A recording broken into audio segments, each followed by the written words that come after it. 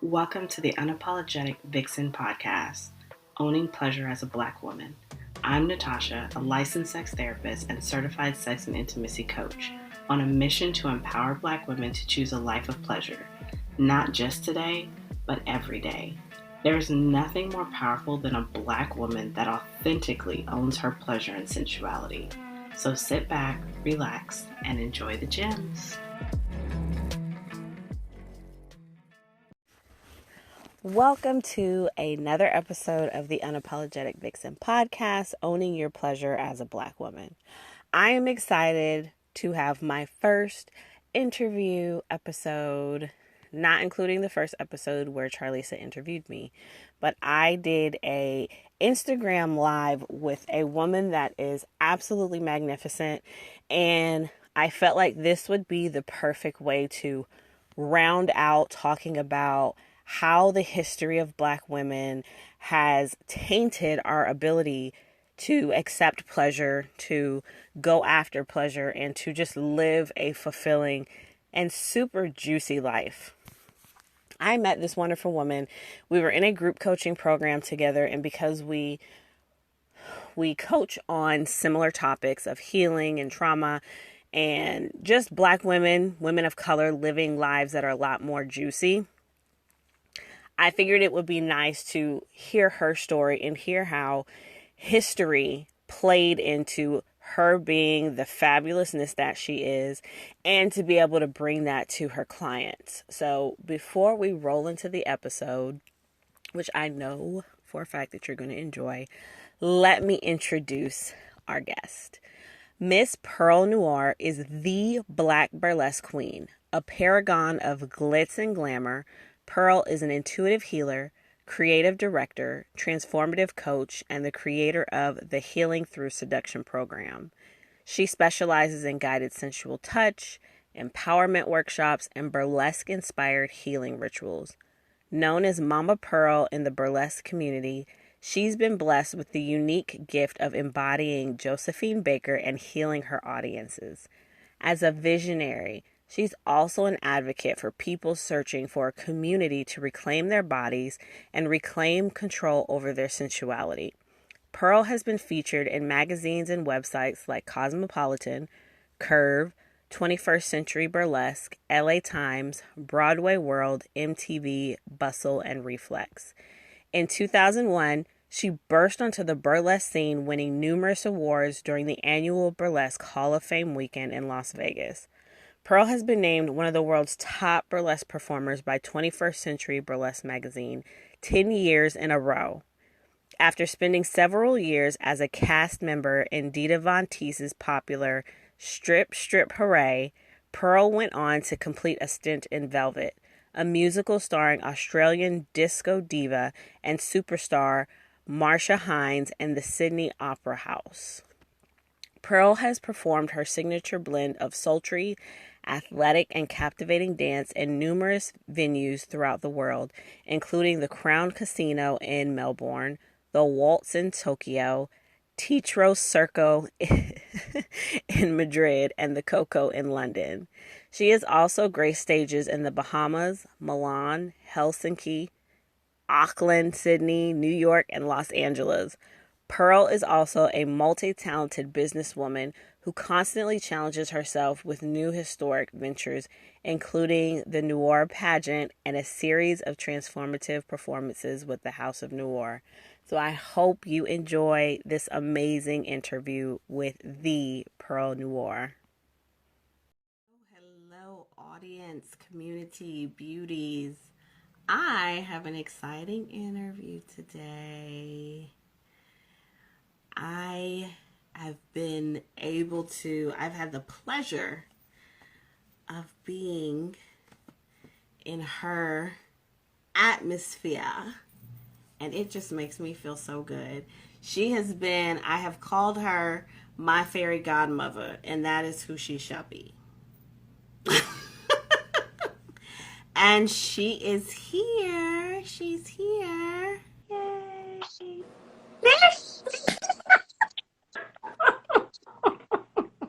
Hello, fairy godmother Perle. Hello, darling. Hello.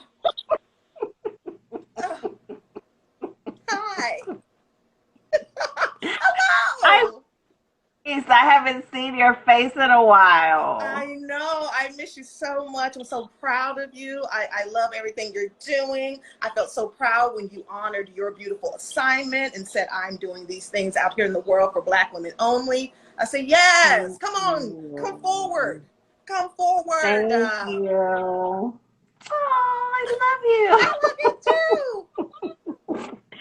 I am as selfish as I am with your energy. I am excited to share you with my community because I think that what you do with healing and movement is absolutely amazing. So, before I get into all of the good stuff, share who you are. Like people don't know, but show who you are. Tell us who you are.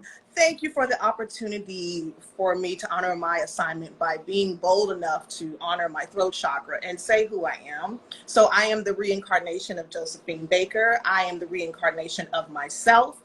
I am the Black Burlesque icon and your sensual Jiminy Cricket, people. Hello. Yes, she How? is. She is. And if y'all don't follow her, y'all better because she has the legs out. She has the girls out, like out. Okay, I was trying to be a little modest today. I was like, let me cover up a little bit. I don't know No, about your we don't audience, need to but be. they seem We don't need open. to be modest. No modesty at all. Hello. So, Miss Mother Pearl, how did you become the icon that you are? How did history swirl to bring us? You know, I didn't choose the game. The game chose The game me. chose me. Like a lot of people feel that way too, like burlesque really called them.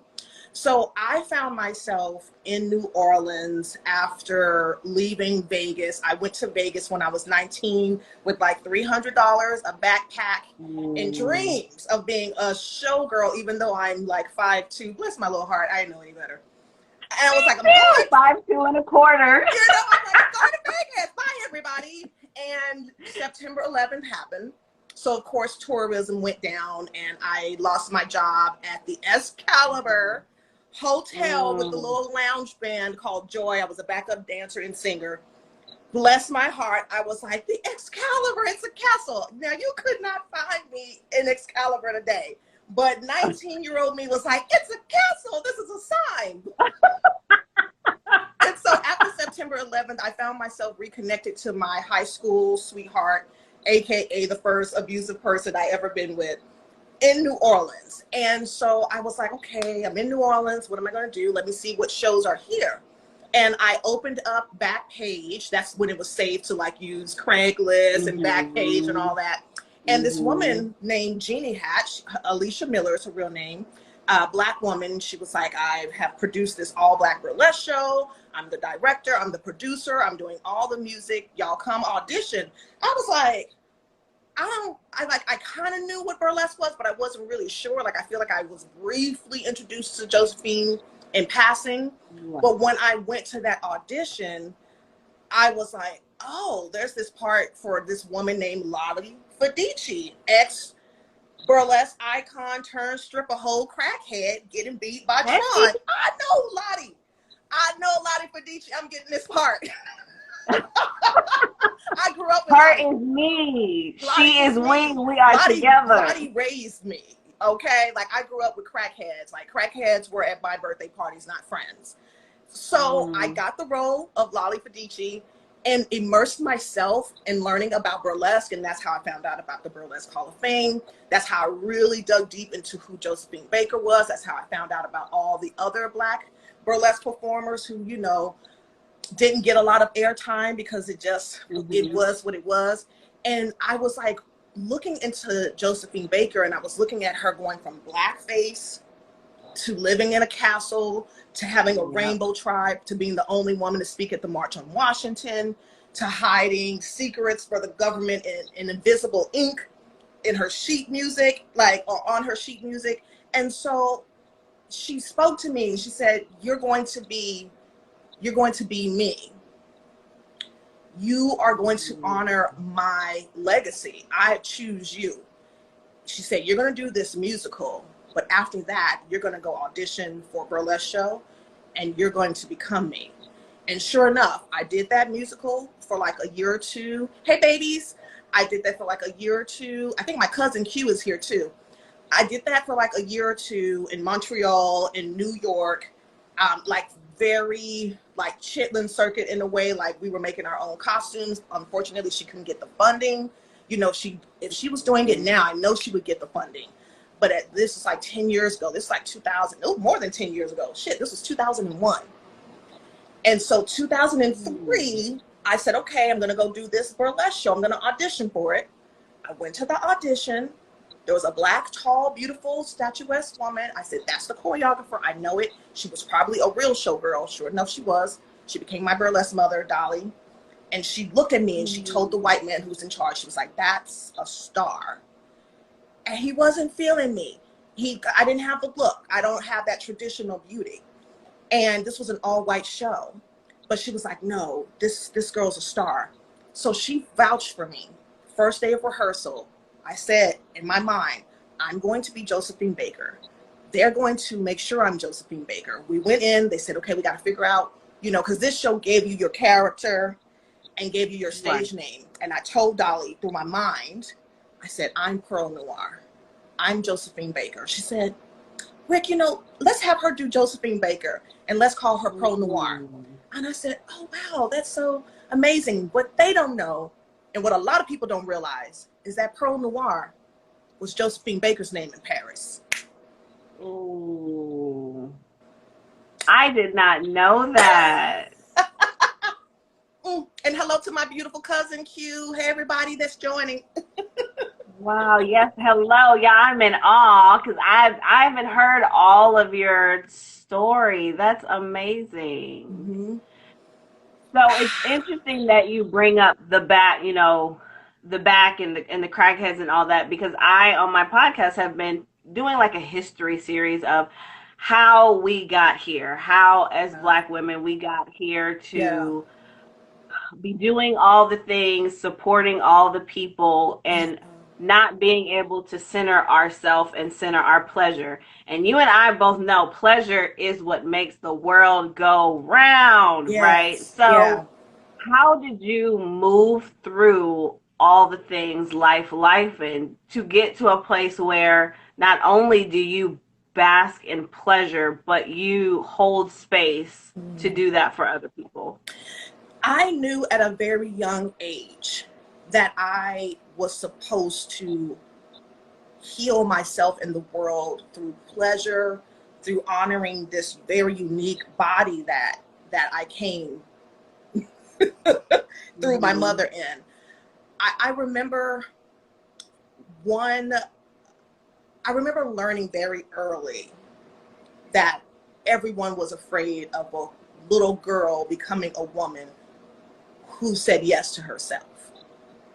Right. One of the first memories I have about that is, bless my mother, she's a habitual liar. And one of the first lies she told many family members about me was that she caught me coming into the house and there was a gangbang. I think I was like 11 or 12 and everyone believed this lie. Now I was sneaking out of the house to go talk to the moon. And I remember everyone, you know, the majority of my family believing this very outlandish lie. And so since that lie, it was and I had already had like a size 6 CD cup. And I had already had a switch, as they call it, about me. And so I was already labeled as a fast-tailed girl, even though everyone at school was calling me ugly. There weren't any boys interested in me like that. And I just couldn't understand why there was this like immense pressure as a girl to cover my body, to walk differently, but there was no pressure for like my male cousins to act a certain way. There was no pressure for my uncles to act a certain way. So I think that's where it first clicked for me. And then as I got older and found myself in different type of very negative, toxic relationships, I understood that I was staying in those connections, trying to heal that mother wound, trying to rely on emotional surrogates. So it all goes back to pleasure. And sometimes we think we want pleasure when we really want intimacy. Right. I hope I answered that question. Right. Yes, yes. And I'm so happy you brought up intimacy because being a sex and intimacy coach, a lot Mhm. of people, a lot of black people, black women have no clue what intimacy means and what it means to have it within yourself and then being able to get that type of connection with someone else. It's always like, well, intimacy has to have some form of physical sexual connection to it. A little And pow that is pow. just so far from the case. You know, Black women don't know anything about intimacy because Black women are taught from a very young, when we're girls, we're taught that our pain is the best thing we can offer to our family. It's a badge of honor. You know, it's like the Mm-hmm. strong girl. I mean, again, I remember being 15, taking care of my infant brother while adults were around and no one batted an eye. And you know darn well, if I were a boy, people would have jumped in. And so I had Right. already learned that my existence is all about how, like, I was 15, staying up to 6, 7 a.m., not sleeping, going to school, picking him up as soon as I got home. So it was already ingrained in me that my life was not about pleasure. I couldn't go out and do what my friends were doing. My life was about how much pain I can endure. And the Mm-hmm. other issue I would say too around Black women with pleasure, unfortunately, Black women have been taught that white women are the goal and whiteness is the goal. So anything close to white is right. So what breaks Mm-hmm. my heart often too is that when Black women do, a lot of times, unfortunately, when Black women do decide to think about their pleasure and think about intimacy, they go to white women who often are imitating Black women. And I say this even from my burlesque experience. I can't tell you how many times I went backstage and cried after my performances because I'm there with Dita Von Teese. Everyone feels like she's the epitome of burlesque and beauty. And there's like 3 Black women in the audience watching me be vulnerable, intimate with myself, sensual, in power, and they have turned their backs. I've had Black women literally turn their backs while I am performing just to give my white counterparts standing ovations. So that's why it's so important that you Mm-hmm. are doing what you're doing and you're saying, well, here's a space for Black women. I'm a Black woman, come to me. So I just applaud you so much. And I'm grateful that I see you now, but my God, had I seen you when I was younger. Hmm. Thank you. Thank you. Thank you for that. Because, I Yes, struggled that's with why I that want to say this to you. decision. I struggled. I struggled because there is so much backlash and so much of an issue of holding space for Black women. And whereas there are so many BIPOC women of color spaces, which is great and it is much needed. But then when I look and I'm like, okay, but where's the space for people that just look like me? Because my situation is different and I'm not negating anybody's situation, but being Black is different and it feels different. And the more I look into the history, because I also talked about on the podcast intentionally not looking into my history, Yeah. intentionally not, like, I'll look at the basic movies and all that, but I didn't want to go any deeper because I willfully did not want to know. I didn't want to know why I am the strong Black woman, why I am the breadwinner, why I take care of my family, why everyone's always calling me, though I am a therapist, I'm everyone's therapist. I just figured that is what it is. That is what I saw my mother do. Yeah. That's what I see women doing. That's what I'm supposed to do. But the more I read about history, it was ingrained from the very beginning. Like, we would not have known any different because being out on the field, Black women were treated just like Black men. Yeah. You pick up this, you do the hard labor, you do the hard work, and also take care of your kid, and also come in here and take care of my kids, and also lay on your back for me because as much as I despise what you look like as a Black woman, I am completely turned on and you will do what I want you to do. Yes. As much as I lie about Oh, being, I exactly. lie about it. I Exactly. lie about it. I lie about it. So that's why people like us have been born again through our ancestors. Our ancestors are speaking so loudly. And that's why I'm so grateful to be alive right now and so grateful for things like social media because we can all choose who we're following. And if you choose the right people, you'll only receive the beautiful messages that you need to receive on your feed. And our ancestors are coming through technology.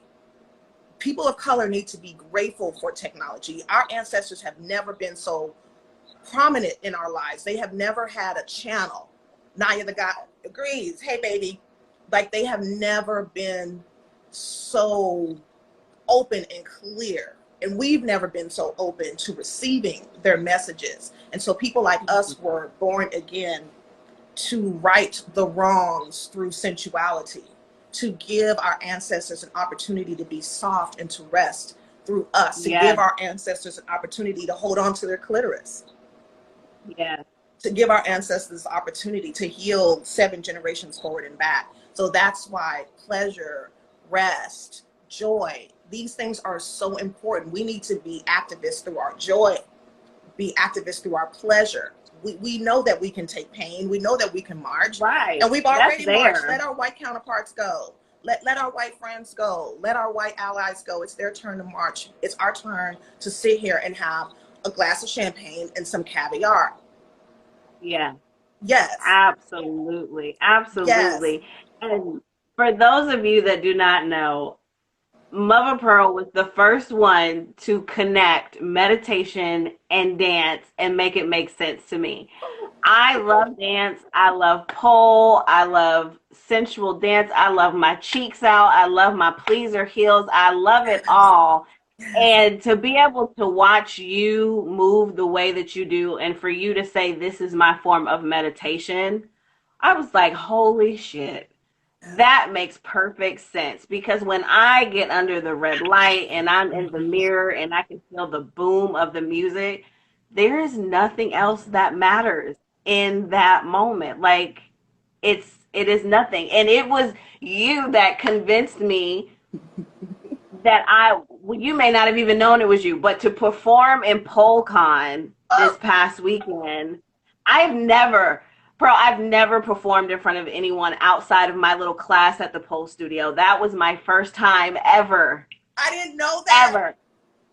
Never. And I was so nervous. But I tapped into that part of me that was like, fuck it. Like, let's run it. Let's do this. Like, nothing else matters. And I thought about you when the email came that I was going to do it. And I was like, this is my space. Like, this is what I enjoy doing and being. And so we're going to get up here and we're going to fuck it up. I didn't know that. Oh my God, I didn't know that. I want to acknowledge everyone who's in the chat too. I see some beautiful comments. My wife has joined the chat. Hey, Jen. Hello. I had no idea that I inspired you to be so bold. And I think for me, the reason why meditation and dance feel natural, it's because when I think about people of color, when I think about indigenous people, when I think about African people, when we go ahead and look at those little documentaries, you know, they're moving their body. The Black women, the African women are twerking. It's spiritual and it's healing and it's about celebration. And I just said to myself one day, I was like, but as a Black woman, surely it isn't natural for me to do what my white counterparts are doing when they are meditating, which is to be still. I think that's beautiful. But I said, but you aren't white. And this practice is not from white people. It's from indigenous people. It's from African people. It comes from India. And I'm like, right, but ethnic people move. That's just it. Yep. Just honor your truth. You want to move. That is what makes you feel healed. And so I've been trying to like shout it to the rooftops. And I remember thanking my ancestors too, because I took some training, conscious erotic touch with Goddess Amina. And I remember asking her about this. I was like, you know, when I meditate, I need to move through this. And she was like, yes, like do what feels natural. So it's always good when you have the teacher let you know that you're not crazy, when there's someone who will validate things for you. Oh my God, y'all, Miss Sexy is here. Oh, crushing hard. Sexy yes. So now that I'm blushing, back to you. So you have your healing by seduction program, and I've seen the testimonials, I've seen those talking about it. How did you put healing and seduction and merge those together? I am like that hair growth for men commercial. You remember that hair growth for men commercial, y'all? Let us know in the chat if you remember. Baby, he went through and he was like, and these hair plugs are working, y'all. Like, look at this. This is my before and this is my after. Y'all like his hair? Look at his hair. You too can have some hair. And by the way, I'm not only a client, I'm the hair club president. That stuck with me forever. And then Biggie Smalls, of course, said it. And that is me. I am not only the client, I am the president. I was my first student, client, testimonial, healing, success story. I created Healing Through Seduction for myself because I noticed that I really, oh my God, my cousin is still here. I love you. I realized that I really hated being a dark-skinned girl. I remember being like 9, cutting out pictures of biracial women with curly hair at 9, being like, I'm saving up my chore money so I can go get this plastic surgery. And then when I went into burlesque, I remembered so many white audience members, Black audience members being like, you know, you're great. It's just too bad you're not, you know, a blonde bombshell. It's too bad you don't look the part. Like, oh, you would be so successful if you were just pretty enough. Oh, you'd be just so successful if your body was different. So I noticed that I would feel amazing getting these standing ovations and then would get back to my room and feel sad again. And I had this very traumatic connection with my mom too. My mom also would always say very negative things to me. And she played a real role in my low self-esteem. And so I remembered finding myself in all of these connections where I was constantly seeking this emotional surrogate to like make up for what I felt I didn't receive from my parents or certain family members.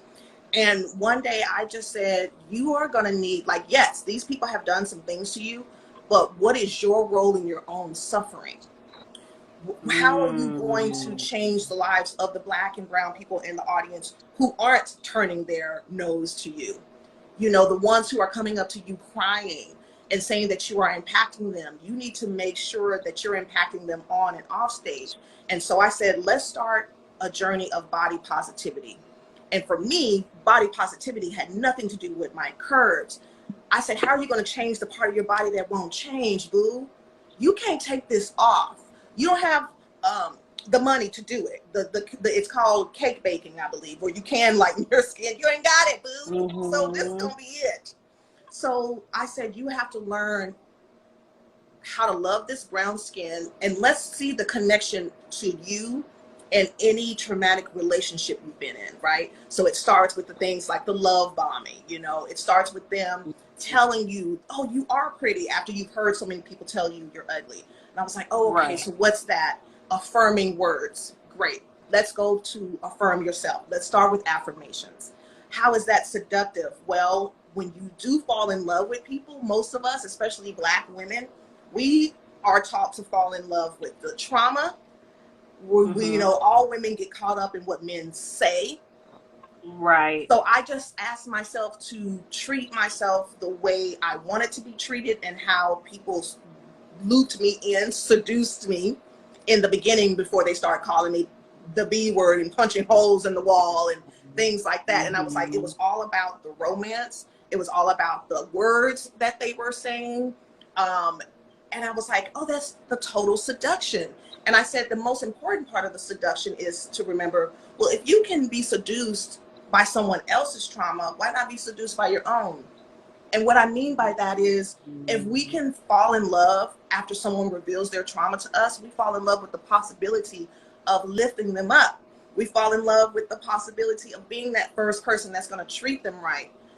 And we have such grace for their trauma. And I said, well, why can't you give yourself grace? So when I think of seduction, I think of that kindness. I think about how we're going to uplift ourselves, how we're going to give ourselves what we're so willing to give to others, not necessarily, masturbation. Because when you say seduction, it scares people. When we say healing, it scares people. And so my seduction, the way I approach it, and in my program, I offer a space of intimacy, glamorous community, and love without the pressure of giving or receiving an orgasm. It's just about you being present with self. I love that. And Legend of the Daywalker says she will never forget the first time I saw you perform. Such an amazing artist. Thank you for inspiring me. Oh, thank you. I love that. I love everything about your story. I love everything about what you embody, how you help, how just everything about you just oozes come hither. Like, come here, come be in my space.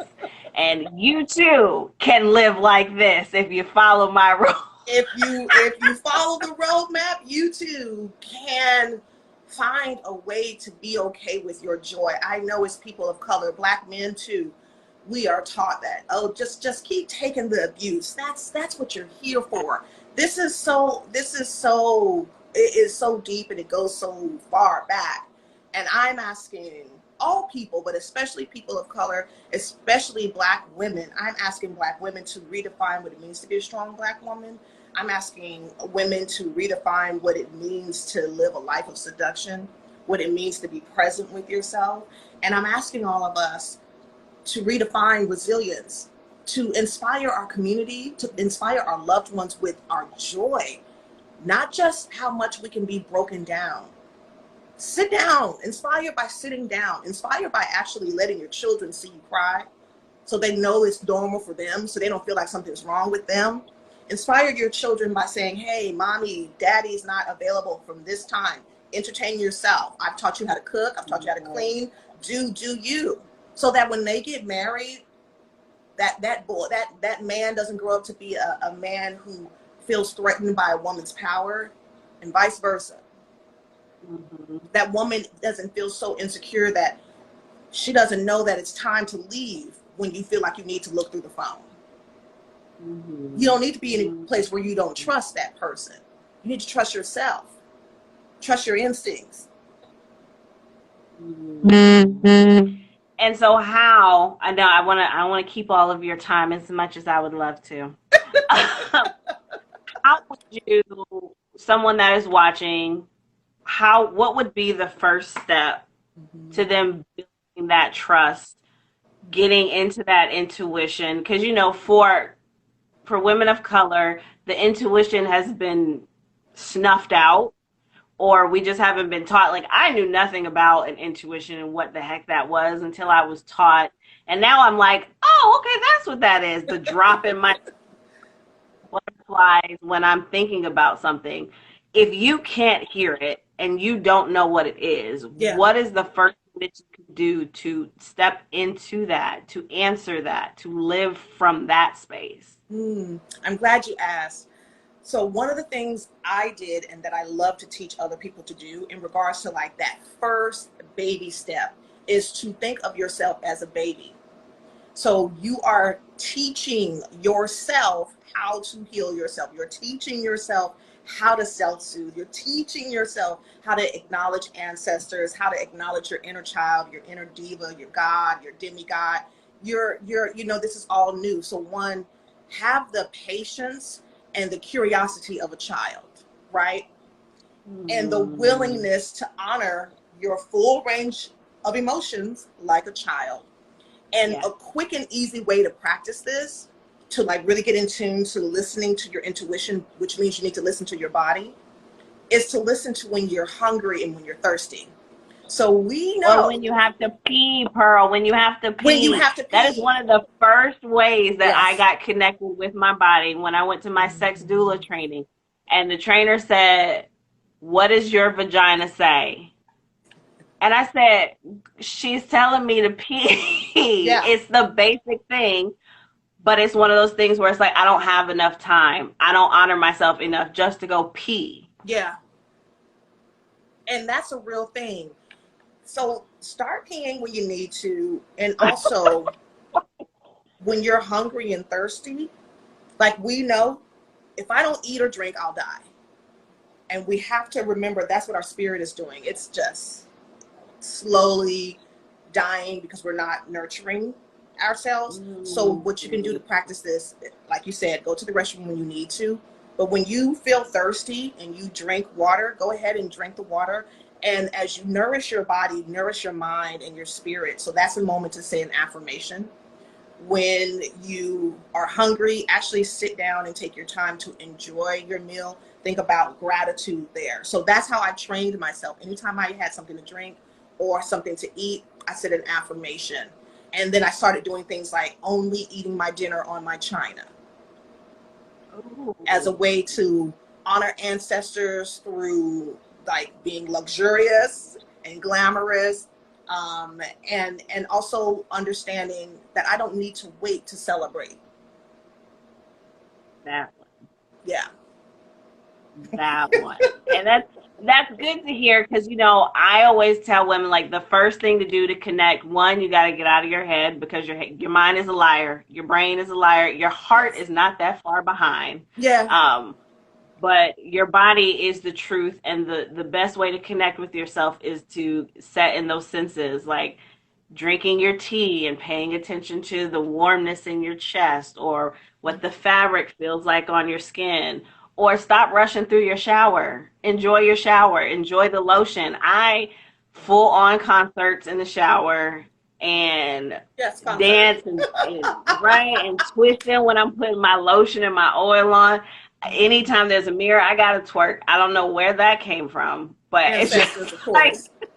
you know, it's just like paying attention. Is we just don't pay attention because we feel like there's not enough time. We don't have the time to pay attention, or we don't have the money to pay attention. There's so many other things where our attention should be instead of with ourselves. And when you pay attention to yourself, everything else benefits. And those that don't, they weren't supposed to be there in the first place.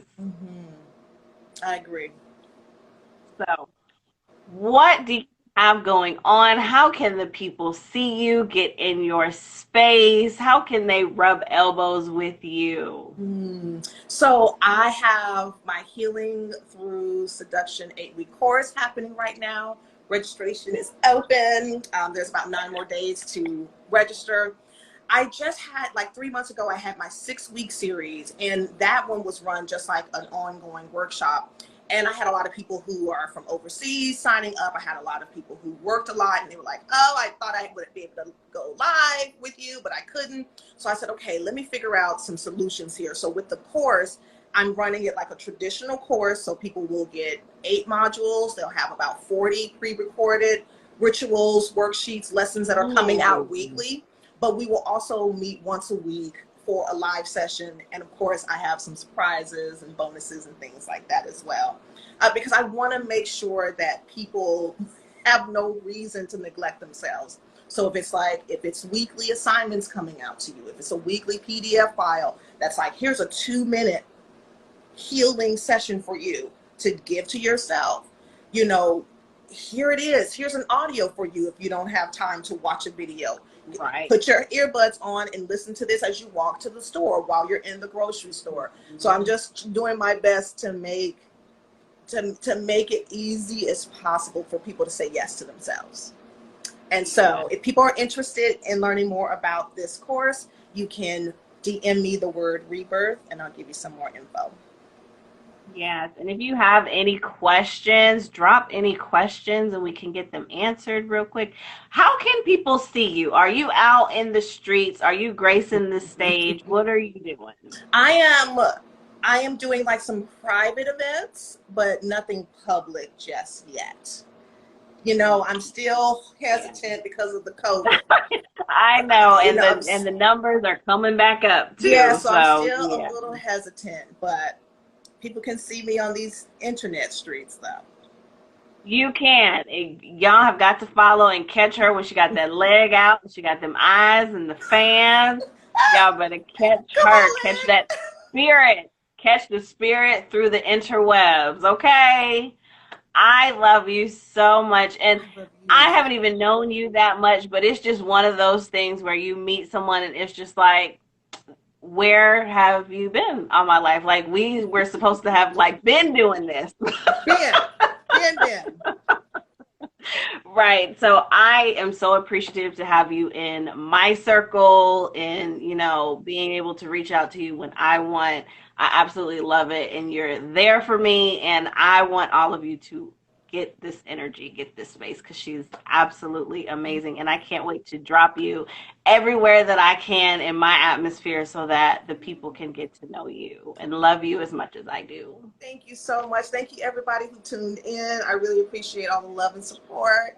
Pow. Yes, thank you for joining us. And I know some of y'all on here probably have known her long and is like, yeah, we got to share her with you. Yes, you do. Just like I have to share her with the new people, okay? Yes. Don't give me a side eye because I'm the newbie, okay? I love it. Oh. So all of you have a wonderful day. Have a great day, Miss Perle. My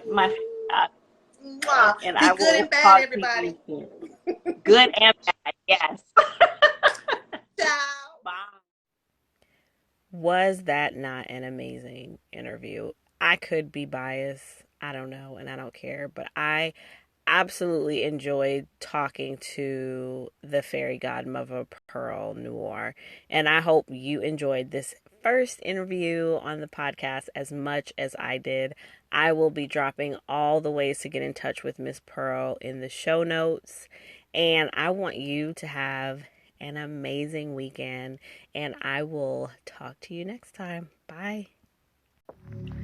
Thank you for listening to the Unapologetic Vixen podcast, Owning Pleasure as a Black Woman.